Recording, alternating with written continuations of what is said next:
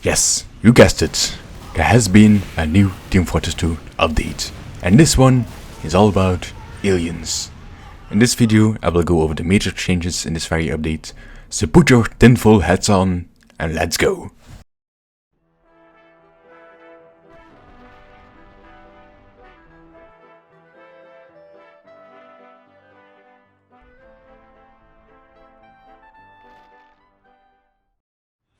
Hello ladies and gentlemen, my name is Twitter of course.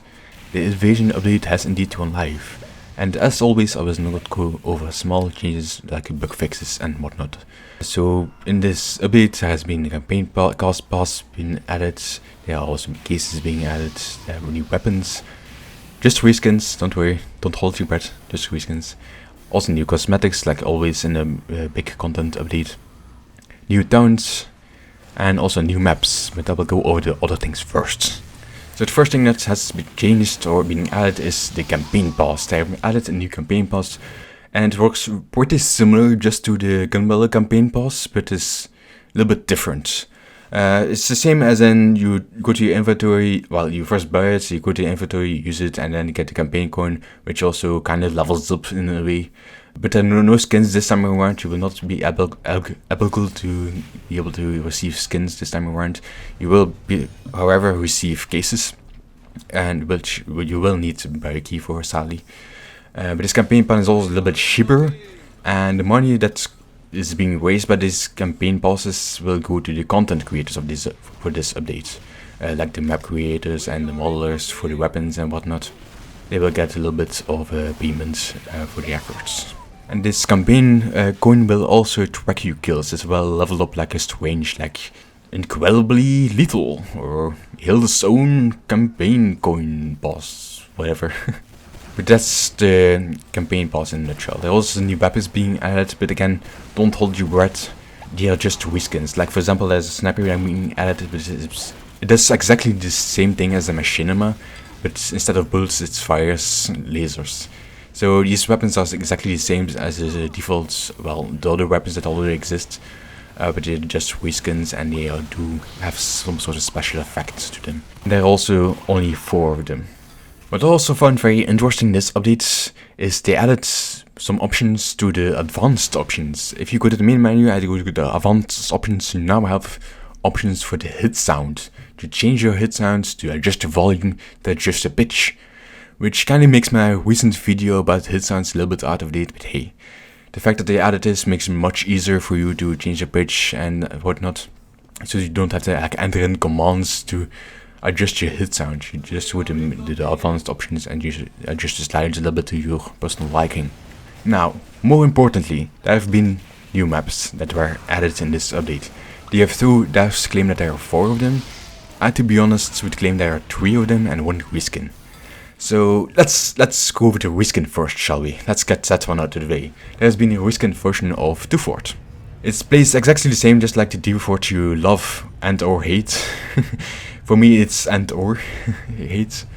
It plays just exactly the same, like you're probably familiar with, but it looks much better in my opinion. Looks much more interesting. There's even like a UFO that has been crashed in the middle of the map and destroyed a part of the fence, which I thought was really cool.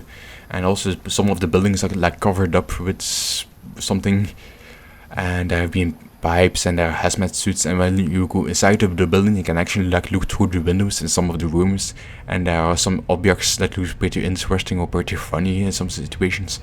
So I think the reskin is pretty cool, but again, it's still Tufort. I mean, it still plays the same whether you love it or hate it. Next map is probably more interesting. It's a new arena map. It's called Bayer.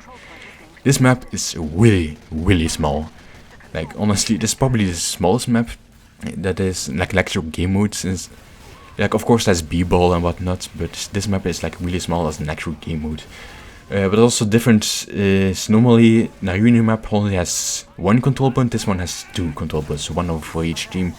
And how do you win this map? It is slightly different. You win by controlling both control points, and they unlock from the start, from when the map starts. So you kind of have to rush to the control points, which I thought was really interesting.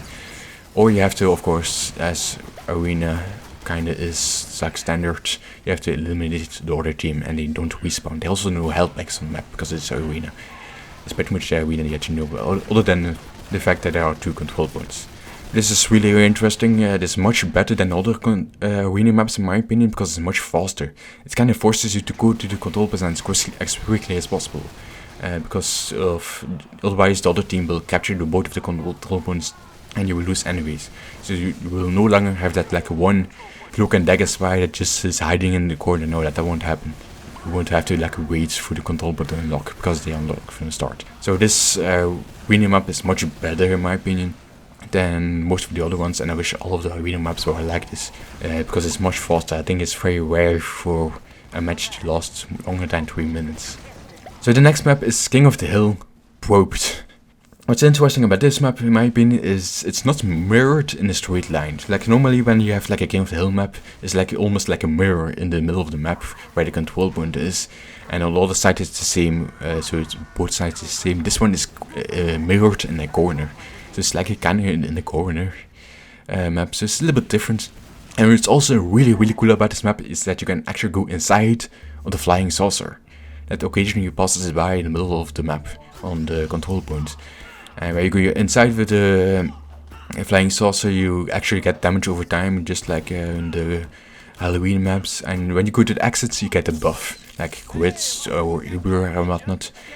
So I think this map is really interesting, but other than that, it just plays like your standard King of the Hill map. So it doesn't really excel in anything, it just adds something really interesting like that flying saucer. Now, I saved the best for the last, however. The best map probably is Watergate, and this also introduces a new game mode, Player Destruction. This is probably the closest we are ever going to get, I think, to Team Deathmatch game mode. So what you should do is, this is very much about just killing players. When you kill players, they drop beer bottles, and you have to collect those beer bottles. The person on your team with the most beer bottles collected is your captain, and he will also heal nearby teammates. So it's kind of your goal to try and protect him. And how do you win the game? You win the game by taking these bottles to the UFO that occasionally passes by in the middle of the map. You have to like get inside of the beam and it will beam you up, and when you touch the UFO, or the flying saucer is actually a better name instead of UFO, and you will earn points. And if you, I think it's about slightly over 100 points you need to get to win the game. And it's a really cool game mode and also a really cool map actually. It's like a cityscape map, but it's kind of decayed. The buildings look very old and whatnot. So this is a very interesting game mode, and I will definitely play a lot more of this. This is definitely, I think this is probably the best map in the update. Or just the best game mode. Now, I'll not delay you any further. It was about time that you guys go enjoy the update. Thanks for watching. Take care, folks.